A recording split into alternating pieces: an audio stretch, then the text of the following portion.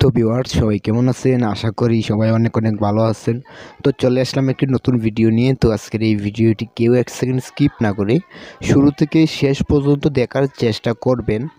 তো আমি আজকের এই ভিডিওতে আপনাদের দেখিয়ে দেব কিভাবে আপনার মোবাইলের ডায়াল প্যাডে নিজের ছবি আপনি লাগাতে পারবেন।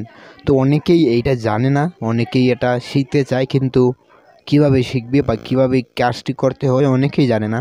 তো যারা জানেন না ভাই, তারা অবশ্যই ভিডিওটা আপনারা ফুল দেখতে পারেন।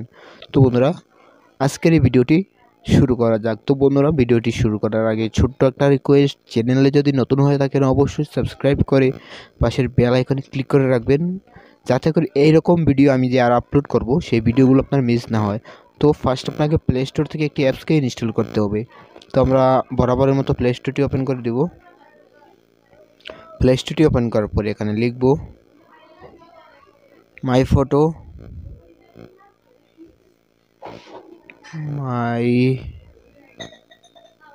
মাই ফটো ফোন ডায়ালার।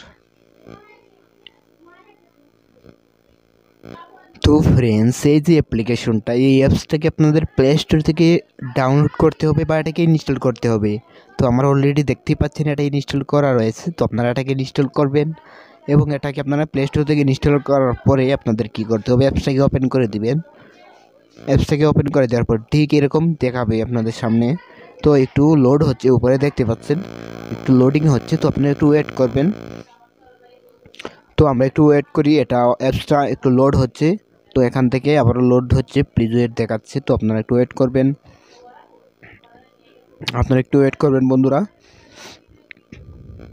আমি ভিডিওটা একটু স্কিপ করলাম। তো এখান থেকে আমরা পারমিশনগুলোকে অ্যালাউ করে দিলাম। আপনারা এই পারমিশনগুলো অ্যালাউ করে দিবেন। অ্যালাউ করে দেওয়ার পর এখানে একটা স্টার্ট বাটন পেয়ে যাবেন।